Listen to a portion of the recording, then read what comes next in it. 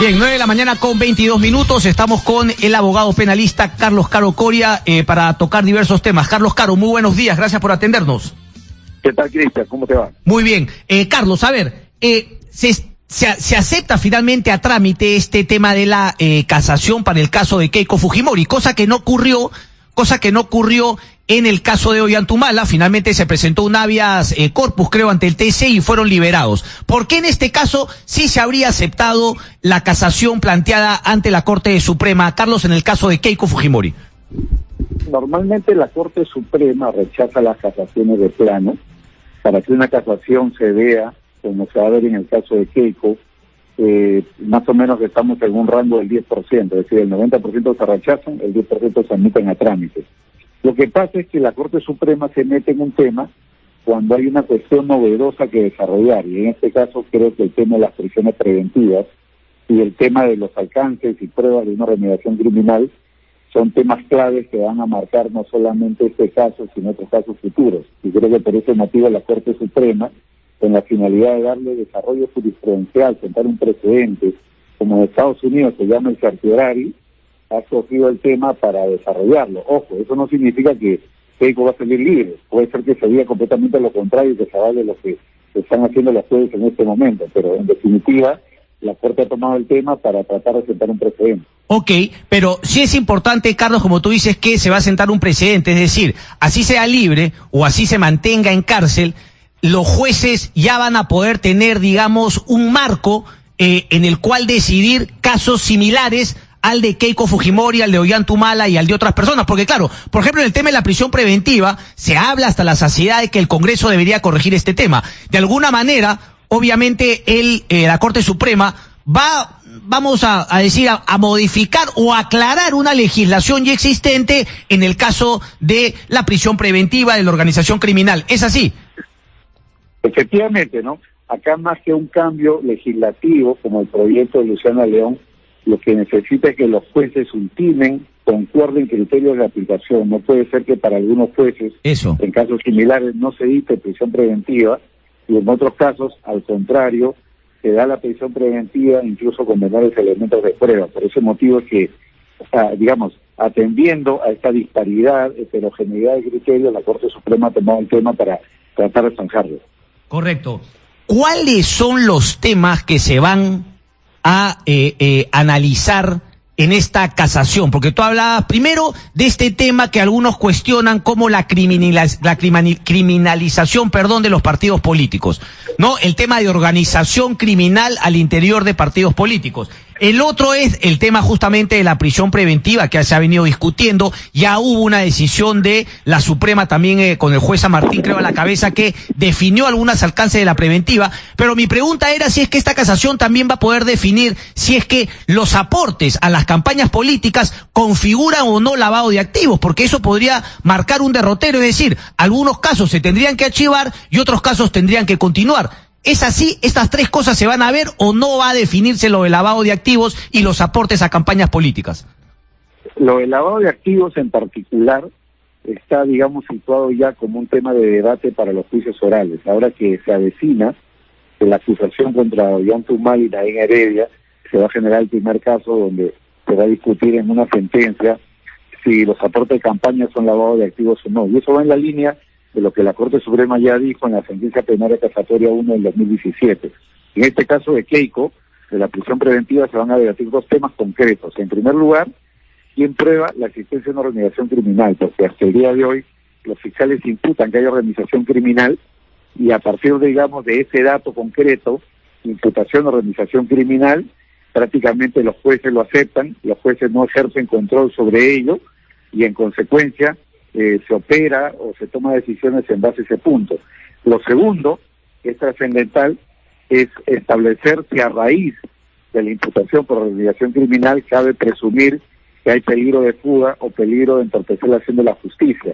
De momento, en la jurisprudencia prácticamente hay una presunción. Se dice que las organizaciones criminales tienen brazos largos para encontrar testigos, presionarlos, sacar a gente del país, Entonces, ese es el punto clave que va a tener que establecer la Suprema, si cabe hacer este tipo de diferencia, presunciones, o el fiscal lo tiene que probar. Correcto.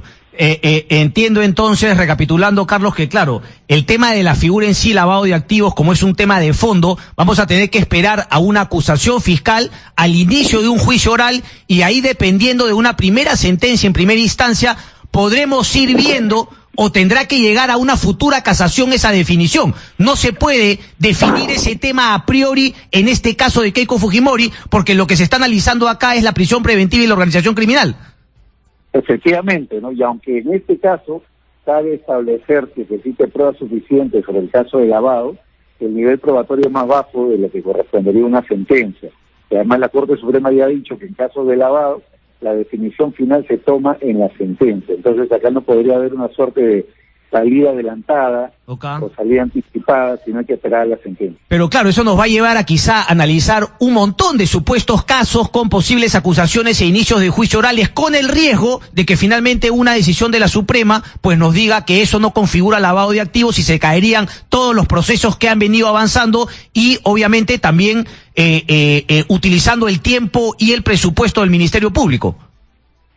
Efectivamente, ¿no? Efectivamente, acá como todavía no existe una definición sobre los alcances de lavado de activos y financiación ilegal de partidos, estamos un poco a la espera de lo que vaya a sentar la jurisprudencia, porque eso va a marcar el derrotero para los casos futuros. Los que se juzguen en el caso Humala Heredia seguramente va a tener un impacto directo en los siguientes casos, el caso de Kuczynski, el caso de Lapra, el caso de Fuerza Popular, etcétera. ¿Te queda claro que ese va a ser el primero que se vea en un juicio oral? El de Ollanta Nadine Heredia por lavado de activos. Efectivamente. Ok. Carlos, a ver, ayer un titular del diario La República, ¿no? Ángel Páez, bueno, hace un recuento histórico, ¿no? Del señor Luis Nava, pero el titular me llamó la atención porque dice: Nava debe elegir entre delatar a García o sufrir prisión. En verdad, estamos ante ese dilema. ¿Por qué el señor Nava podría salvar de prisión por delatar a García? O sea, me parece fundamental conocer la verdad, pero yo creo que en términos históricos, a estas alturas, todos conocemos la verdad respecto de actos de corrupción vinculados al expresidente. Lo que me preocupa es finalmente generar una impunidad al señor Luis Nava a cambio de que efectivamente haya una nueva delación contra esta figura de Alan García, que además no tendría ningún correlato de una acusación penal, porque ya se extinguió la acción penal contra Alan García Pérez. ¿Por qué tendríamos que llegar a ese punto? Explícamelo, por favor. Efectivamente, Cristian, es una falsa dicotomía, ¿no? No es correcto decirle que Nava tiene la alternativa de delatar a García o salir libre, no, para nada. El señor Nava tiene un ámbito de responsabilidad propia. Él habría participado, actuado como testaferro. Que hable de que el dinero fue a parar a García o no, es un tema absolutamente colateral, porque el señor García ya está muerto, la acción penal se ha extinguido, no pueden haber procesos contra él.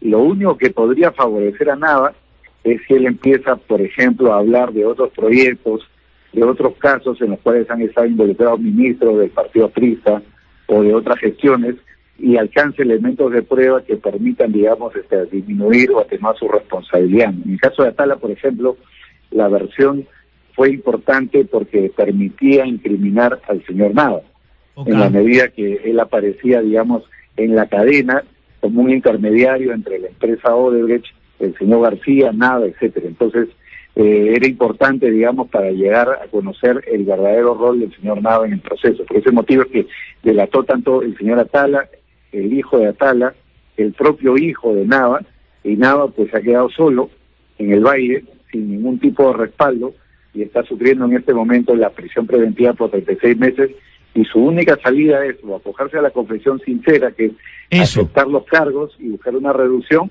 o acogerse a una colaboración empezando a hablar de terceros con pruebas. Correcto. ¿Ese tercero podría ser Alan García Pérez?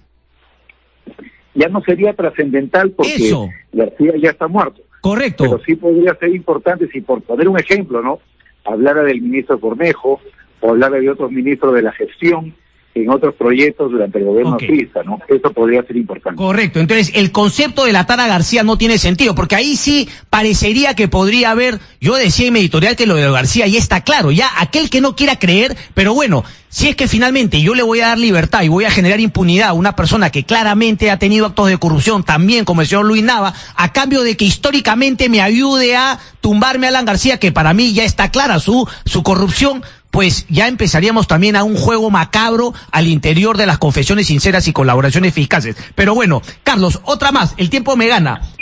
Se está hablando de que el señor Aldo Figueroa, miembro de la Sala Suprema, que va a haber justamente la casación de Keiko Fujimori, tendría que abstenerse por haber sido sindicado. Yo no entiendo qué está pasando en el Perú, que finalmente esto de sindicado. Cuando averiguo de qué los indican de permanecer a los cuellos blancos, cuando averiguo por qué los indican de permanecer a los cuellos blancos, porque terceras personas, hablaron de que habían puesto a una persona recomendada por Aldo Figueroa. Cuando pregunto, ¿han identificado a esa persona que habría sido recomendada por...? Tampoco saben. ¿A ti qué te parece este tema de tener que vincular? Porque esos son los periodicazos, ¿no? Vinculado, sería miembro, se le acusa de ser de los cuellos blancos. ¿En qué quedamos, Carlos, tu opinión? Desde mi punto de vista, es una petición, digamos, inconducente, no debería aceptarse, porque el señor Figueroa no ha sido juzgado, no ha sido sancionado, no tiene una investigación en este momento por ese motivo. Y el tema de haber aceptado a trámite la casación de Keiko tampoco dice mucho, porque ya la Corte Suprema hace una semana dijo que iba a analizar en sala plena, es decir, todos los jueces supremos, no solamente la sala del señor Figueroa, el tema de la prisión preventiva, de manera que no cabe adelantarnos, no cabe adelantar opinión. Lo que la sala del señor Figueroa ha establecido que se va a discutir el tema de la prisión preventiva en la misma línea de lo que va a hacer la Corte Suprema en pleno en las próximas semanas. Clarísimo. Carlos Caro, un placer como siempre. Muchas gracias, Cristian. Hasta luego. Gracias. Carlos Caro Coria, abogado penalista. Ahí está.